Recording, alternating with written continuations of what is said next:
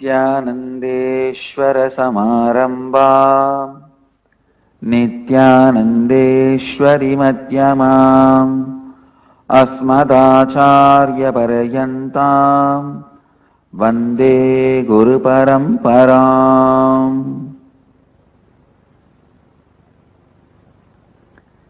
इस समय हमारे साथ उपस्थित सभी दर्शकों और भक्तों का मैं प्रेम एवं आशीर्वाद सहित स्वागत करता हूं। I welcome all the devotees, disciples, samajis, satsangis sitting with us at this moment through Nityananda TV, Sadhana TV, Lotus News Channel, Janashri TV, Ishwar TV, and through two-way video conferencing, having Naina Diksha all over the world, sitting with us in two-way video conferencing, having Naina Diksha, Adi Nityananda Dhyanapītam Avattipalayam, Seattle Chidambaram, San Jose Madurai, Oklahoma Somanatham, St. Louis Tirumala, Vancouver Bhubaneswar, Bangalore North, Los Angeles Arunachalam, Singapore Singapuram, Ohio Prayag, Guadalupe Rameshwaram, Bangalore Malleshwaram, Toronto Kailasam, Hyderabad Guptakashi, that's it. Paris Kalighat, Kulim Tiruttani, Bogota Colombia, San Antonio Texas, Johor Tiruchendur, Kulim Tiruttani, Tiruvanmiyur Dhyanapītam, Oman Sivagangai,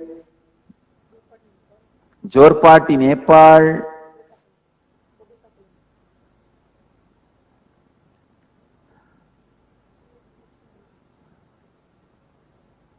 I welcome all of you with my love and blessings on this Thanksgiving weekend. Thanks to the technology, thousands of miles away, still people are able to see with the same clarity, with no infrastructure. That is the beauty. See, our guys came just with few suitcases, and if you are a little more organized, you don't even need that few suitcases. You just need to remember the password, that's all. Come here and log in and open. Thanks to the technology,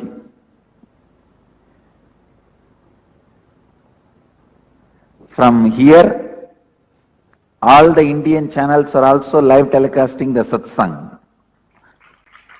It is not just Nityananda TV. As usual, Sadhana, Lotus TV, all channels are doing live telecast. And thanks to the technology on this Thanksgiving weekend, so even this moment of this Kundalini Danda is so clear in all the channels. That's why I'm checking.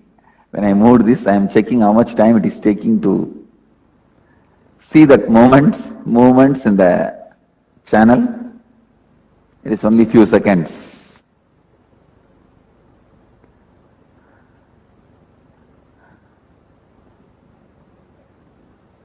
First, I wanted to thank technology and all the people who work for technology. The distance between human being has become a myth. See, the distance between human beings used to be reality, pre-technology era. Now, the distance between human beings is just a myth. It is only your incompletion which can be a distance. Other than incompletions, nothing can be a distance.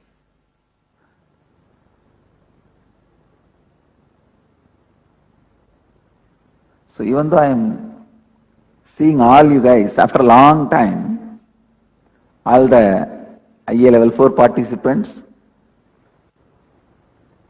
But I don't feel, because every day practically we are seeing each other.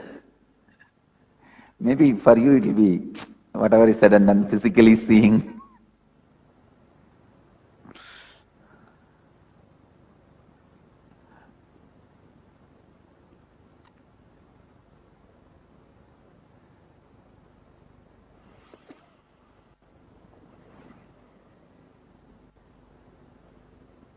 Today we will have a satsang in a unique way. I'll take a live questions. I'll directly take questions from the IA level 4 participants. The program will start tomorrow.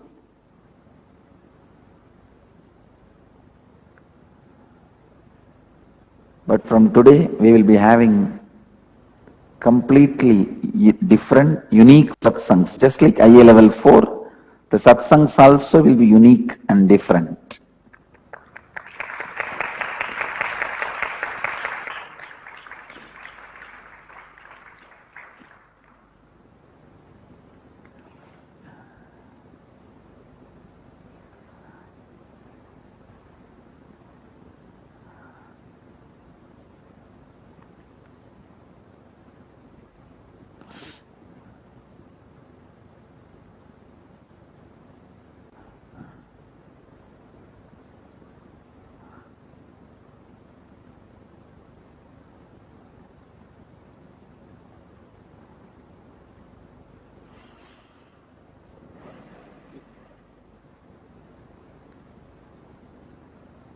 I'll just clarify one doubt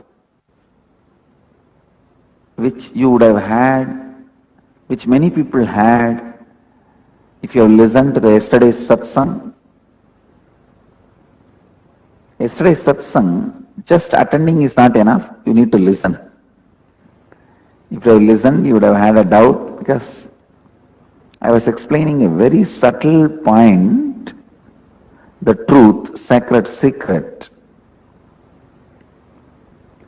of how understanding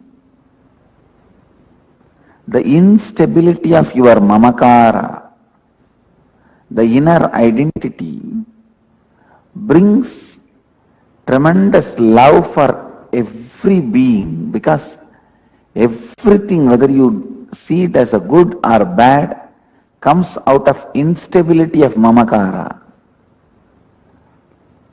So, you will have a tremendous compassion towards every being, because you know you are also a possibility. Please listen. When you see a saint, you know you are a possibility. He is a possibility in you. When you see a sinner, you know you can become that. When you see a saint or sinner, when you know both have happened because of the instability of the mamakara, please listen.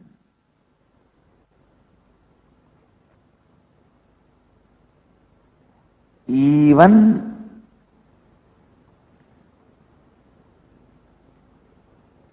saint happens, saint is happening with the instability of mamakara, the most moralistic,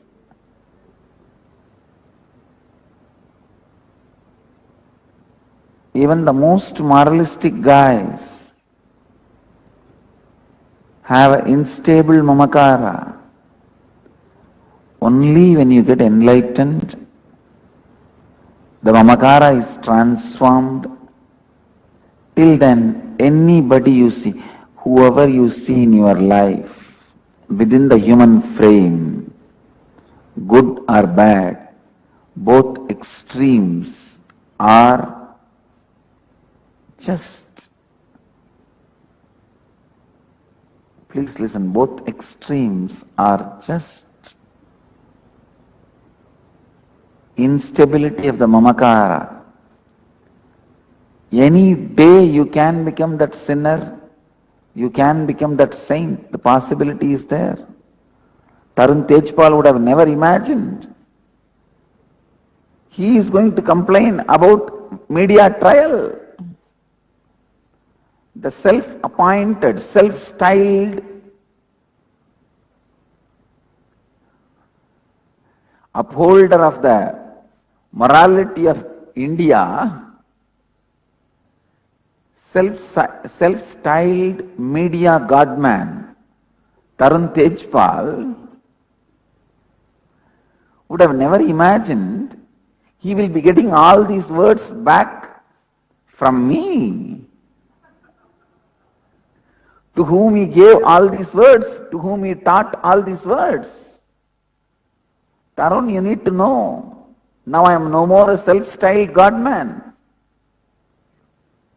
I am official pontiff of Mahanirvani Akada, Mahanirvani Pita.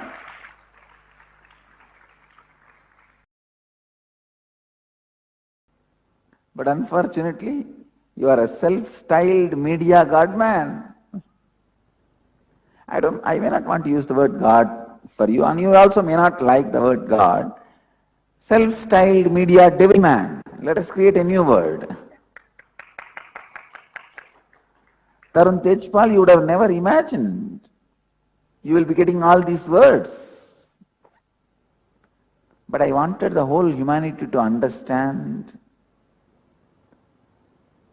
for the viewers, for your understanding.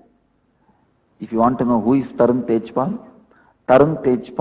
is a tainted, self-styled media devilman of India who blackmails the high-profile politicians, swamis, gurus. His profession is blackmailing, and he blackmails every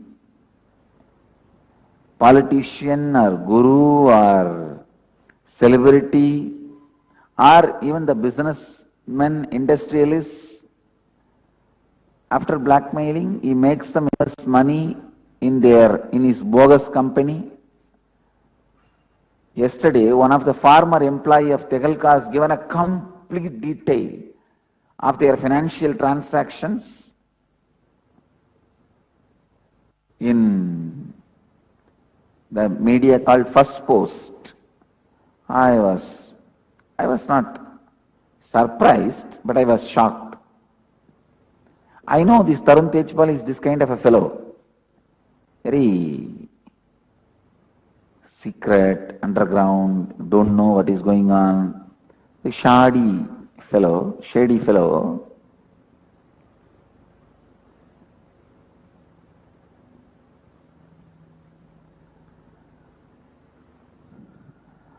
But I was shocked the amount of illegalities he has done without even having the idea one day somebody may question him. That was only shocking. He was almost thinking that he is a God, which every India media baron thinks. Like how Nakiran Gopal used to think.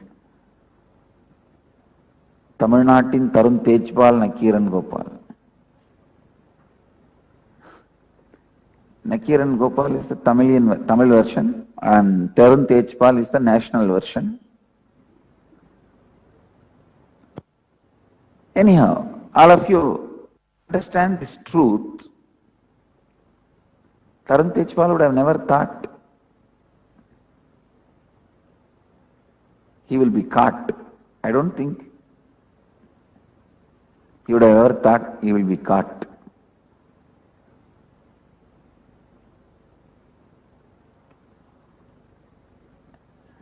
Whether you see a saint or a sinner, both are from unstable inner identity.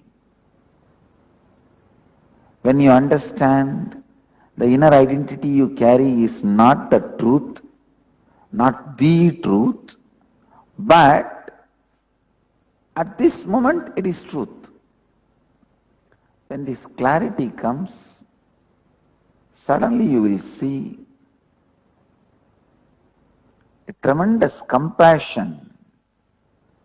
Please listen, compassion does not come by acceptance. It comes by neither accepting nor resisting. It's a very beautiful feeling, a liberating experience. How when you see the beach outside, what a liberating experience if you are continuously sitting in the same room and gazing that foolish Facebook and stupid Twitter all the time, on that internet. I don't know who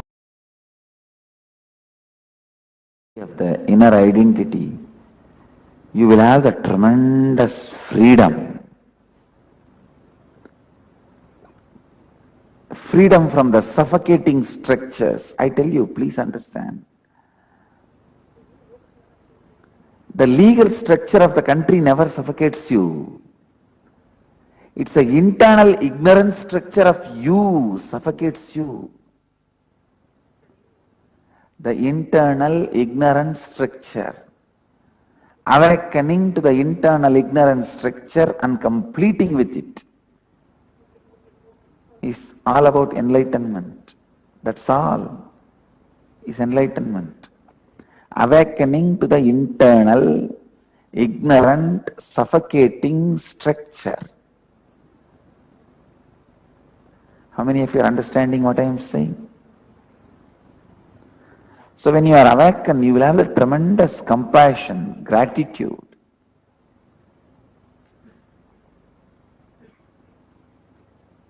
You will know the truth as a cognizance. Life is for others. And food and sleep won't have any power over you. Just yesterday I was talking about this in the morning satsang in Bangalore.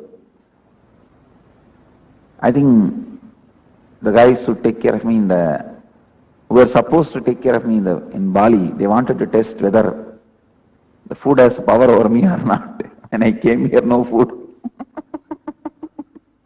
No, they tried, but they could not make it somehow. I eat the aval in Tamil, we call it the rice, puffed rice, flattened rice I eat. And poor fellows were not able to get, I eat little flattened rice and curd, that's all, in the night.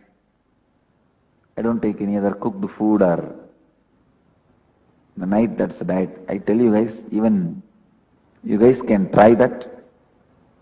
It is such a powerful, it gives you such good sleep. How much ever your body is heat or whatever may be the stress you are carrying whole day, just little puffed rice with a curd, mix and eat, maybe a full 1 cup, you will sleep so beautifully and so deeply. This is one of the powerful recipe for sleep. If you are suffering sleeplessness or the stressful dreams, because of the stress of the whole day you are rolling on the bed, not able to sleep the moment you lie down, all these problems, just have a cup of puffed rice with curd. You will sleep like a log or you will sleep like a child. At night around 2:30 or 3:30 when I landed, they were not able to get it. It's not that they are a mistake, they tried their best. I'm not complaining about them. But all I'm trying to tell you is that he did not have any power over me. At night 3 o'clock we landed. I don't know, when I landed I was looking sleepy. There were few devotees. I don't think I was looking sleepy.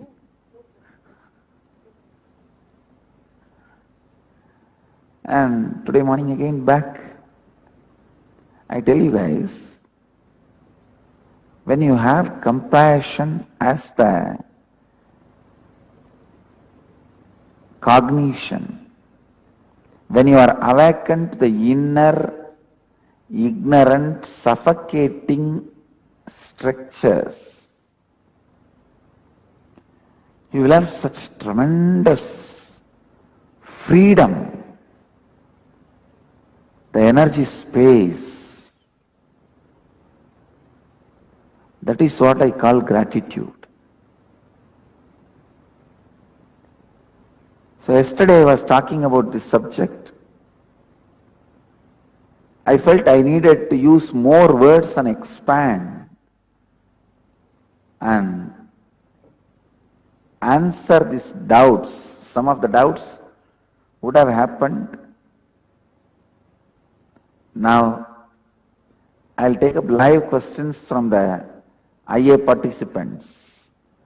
All devotees in our temples, centers, ashrams, watch who is questioning. You may see your family here. Yes. Who wants to start? Pick up the mic, start the questions. Speak only in the mic, one at a time. We'll start from here. Yes, go ahead. Nityananda Swamiji. I'm going to ask the question after explaining what my doubt, and I talked to my group here. This is about on the western side, you got, what do you call it as, one-day marriage, overnight, marriage. And one minute, can you type the question? I think the feedback is not there. 1 minute, just a moment. Yes, go ahead. Now go ahead. In the West, they get married overnight. They fall in love, get married. And in India, based on Vedic tradition, we do all the going around the Agni and all that rituals we do. And some of the current day, there is children born out of wedlock. So my question is, what is sacred about this marriage? Oh. What's the difference? All right. Shall I give you the very straight answer? The cosmos does not recognize marriage. That's the first thing. Second, whatever you respect, if you keep that as a witness, that respect you have for that ideology becomes the sacredness for the marriage. For example, in my life, I respect only one thing in my life, Arunachala. I don't respect any. Maybe, see, it's not that I disrespect, but in my heart, if you ask me what you respect, Arunachala. If I give any commitment saying that Arunachala is witness, I commit with you, that's it. I'll give my life to fulfill it and fulfill it. I'll do everything and fulfill it. Because now what I respect as the most sacred in my life, I put that in stake. Same way, when you get married, if you respect fire as the most sacred, in our Hindu tradition, Vedic tradition, the fire was the most sacred deity. Even the stone deities are only the next to fire. A god has to be invoked first in the fire, which is visible. See, he is in the space, then he is brought to ether through the visualization, then he is brought to air through verbalization, mantras, then he is brought to fire. In the fire only first he becomes visible to us. From fire he is invoked into water, from water to the deity. That is Kumbhabhishekam process. So, in Vedic tradition the fire is considered very sacred. So if you keep the fire and call fire as a witness and in front of the fire you declare an oath, that sacredness which you have for fire is attributed to marriage. Marriage itself is not recognized in the cosmos. It's not recognized in the cosmos. It's almost like how you give a commitment every day morning you will come for yoga, and if you miss one day you complete it. Same way only. To that level only, marriage itself is recognized. Even in the Akashic readings, Kalabhairava has said, marriage is not recognized in the cosmos. But I am telling you, marriage solves a lot of unnecessary problems. Now you are stuck with one problem. All other problems, neither you have time to go and create all other problems, and nor the other person allows you to create other problems. So it is like a powerful possessiveness of a problem, not letting you to gather another one problem, because if you gather another one problem, this problem cannot possess you. So I don't think without marriage you will be with less problems. I tell you, marriage is okay. Marriage is okay because many ways it reduces the number of problems you will create for yourself. You will be just stuck with the one problem, which is much better. So I do not think any sacredness is there by its own commitment level. See, let me explain this problem once for all. Man by birth, physiologically polygamous, psychologically monogamous. Psychologically he is capable of only handling one relationship, loving, responding, taking responsibility, all that. Psychologically he doesn't have the capability of polygamous. Physiologically he is polygamous, but psychologically monogamous. So to solve the problem, either you should make your psychology into polygamous or physiology into monogamous. Making psychology into polygamous is too arduous, almost impossible. So the best thing is making your physiology monogamous. So to bring that kind of alignment, to bring the maturity, the marriage is started. I am not supporting you psychologically becoming polygamous or physiologically becoming monogamous. I am not supporting, I am not opposing any of this. I am just stating the scientific facts, the inner science facts, facts of the inner science. Maybe we will be having a one-day full session on this subject.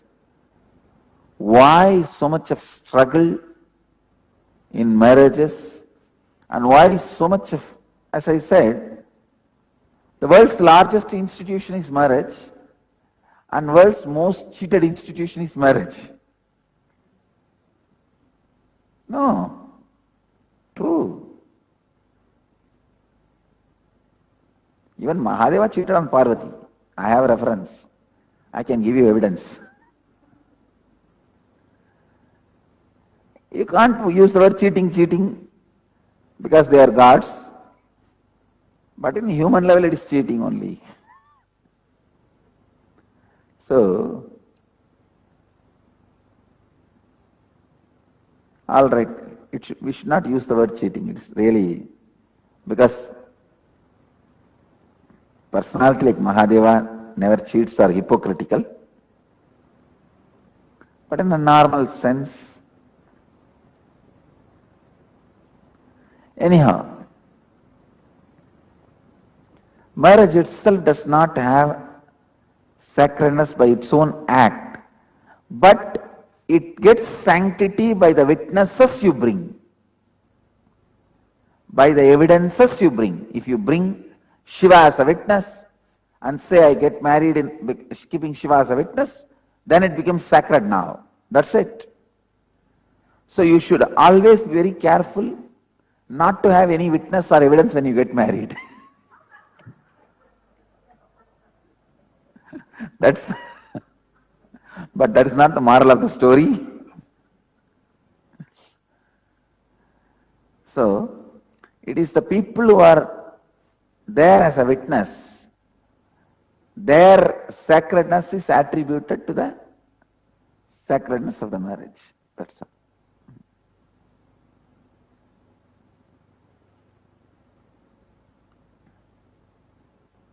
Mahadeva is so intelligent. He managed.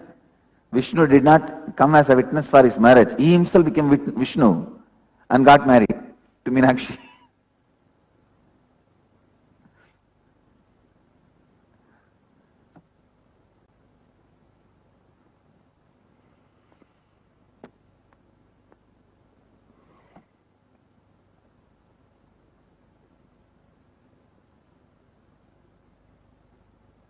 Next question. Go ahead, go ahead. We have a question about Please be seated. Please be seated. about Akashic readings. When Kalabhairava says something that it will happen as it is, if person change or circumstances changes, can this also be changed or? Only based on the exact question I'll be able to interpret. One thing, ma. For example, you come and ask Kalabhairava, I want to get married to this person. Kalabhairava says, Tataastu. And after 1 year you realize this person is not for you and he is going to destroy your whole life. Then when you ask again, no, I don't want this, then there is every possibility Kalabhairava says, Tataastu. No problem. But many times, before itself Kalabhairava will hint.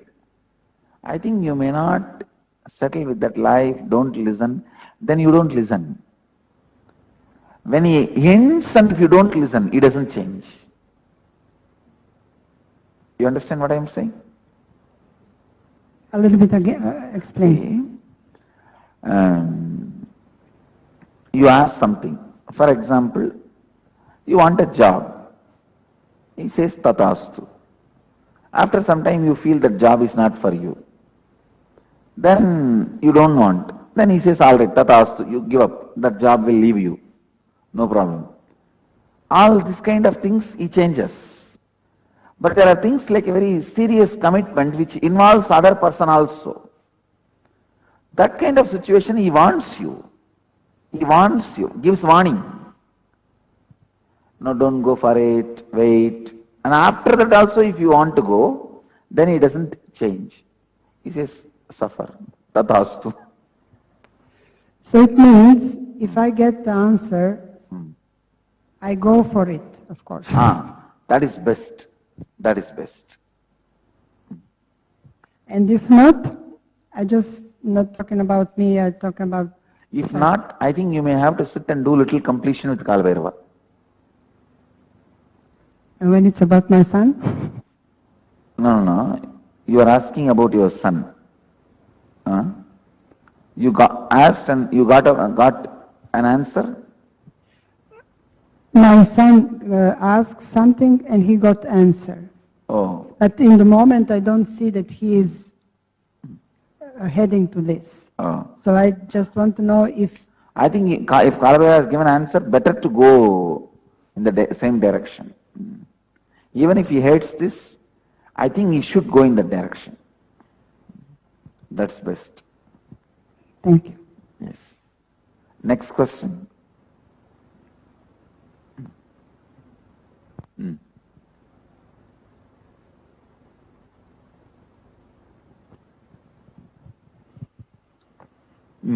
Nityananda Swamiji.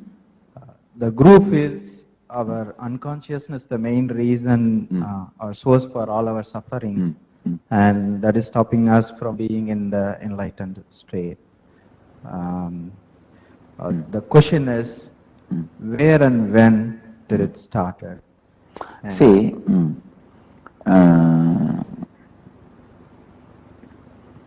where and when has no answer, because the where and when itself happened after unconsciousness happened. Please understand, it's like You can ask, when the cotton started getting into thread, becoming thread, there is no answer for this.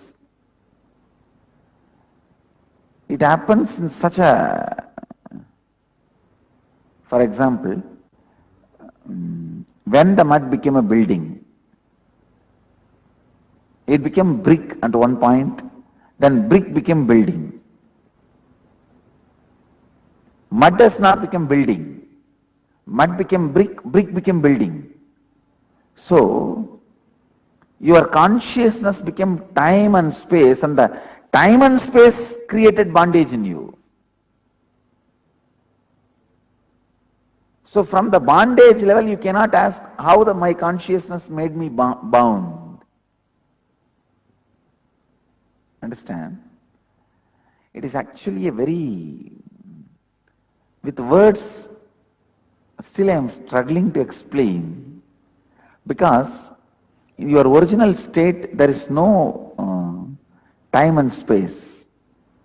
The time and space itself is an illusion. Inside the illusion only you are bound.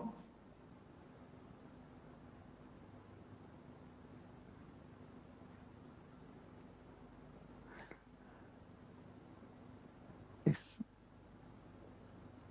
Next question. Swami, there is a continuous. Yes, go ahead, go ahead. So how to solve this, Swami? This is the right question. Completion. Completion with yourself and time, which we are going to be doing now, in a very powerful way, will solve the whole thing. Thank you, Swami. Yes, go ahead. So what I'm beginning to notice about incompletion is that an inaccurate cognition can actually bring you to the next step in your expansion. So it becomes a beautiful journey. And what I used to do is, when I would see the inappropriate cognition, I would begin to hate myself or put myself down. And then that would tie me up and into more bondage. And now I see them, but they're opportunities now. So that our expansion just becomes greater and greater. We start out as something insignificant. When you see them, itself expansion starts. When you see them, all the incompletions melt away. Good. And so the Actually, expansion... nothing other than seeing is required. Even if you see, they will all melt down. Seeing is completion. And see, I used Because to... you don't see, I force you to see yourself in the mirror. Yes. Yes. And I used to be afraid to see it, but now I see that it's beautiful, that the process is beautiful. You feel process is beautiful because it brings a beautiful you out of you. Yes. Yes. Great. Now, maybe the beautiful energy field of Bali, the moment I put my foot on the Bali, I stepped into the Bali, I know Adi Shankara, Jnana Sambandar, all of them I visited here. Let you all achieve, experience, live, express, radiate, share and explode in eternal bliss. Nityananda. Nityananda Dhyanapitham, Nityananda Nagar, off Mysore Road, Bidadi, Bengaluru. Phone 08027279999. www.nityananda.org. www.youtube.com/Life Bliss Foundation.